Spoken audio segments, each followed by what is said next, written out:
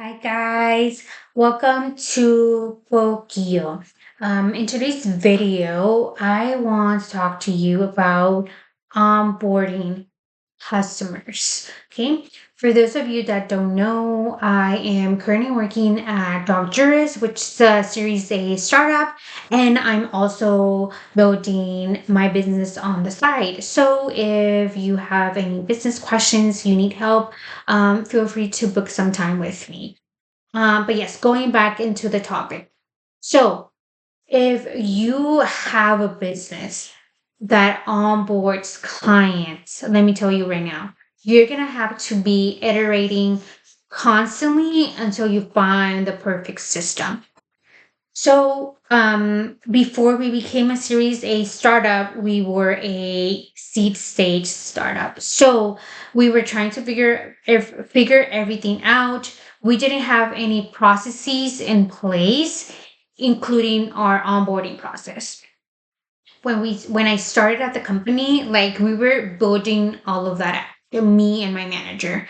And I remember there was a point in time that we were getting clients and we were promising them, like, hey, it's going to take you 3 weeks to onboard you. But that became like 6 months or longer. And we were like, okay, what's going on? Like, we needed to diagnose, like, what was the problem, what was the issue, and then fix that. And it was some of things were on our side, but also we had to understand more of our client base. So for doctors, we work with attorneys and procurement professionals to help them with their contract negotiations. And so one of the things, if you work with attorneys, you know that they are very busy. They don't have time, and so we had to acknowledge that and build that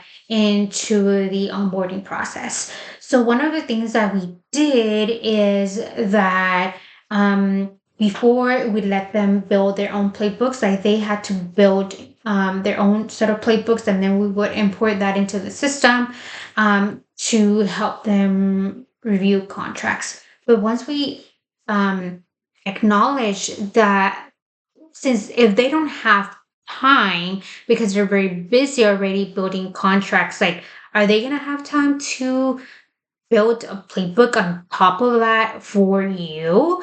Like that was the biggest bottleneck. So what we started doing is then we started building those in-house to help them.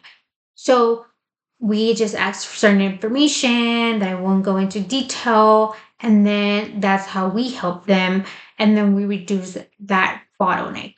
So for you, if you're experiencing issues with your onboarding process, the first thing that I'm going to recommend you is, if it's like taking too long, is see where is the bottleneck. Is it from your side or is it from their side? And what is that?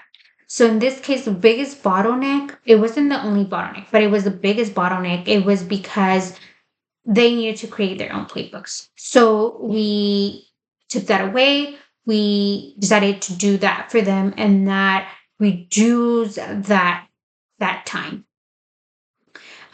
So okay, I'll guess I'll stop here because I think that's just very important. Bottlenecks. So yeah, I think this video is finished. So now you should go and analyze that. And then we can talk about like the whole process for onboarding. See you in my next video.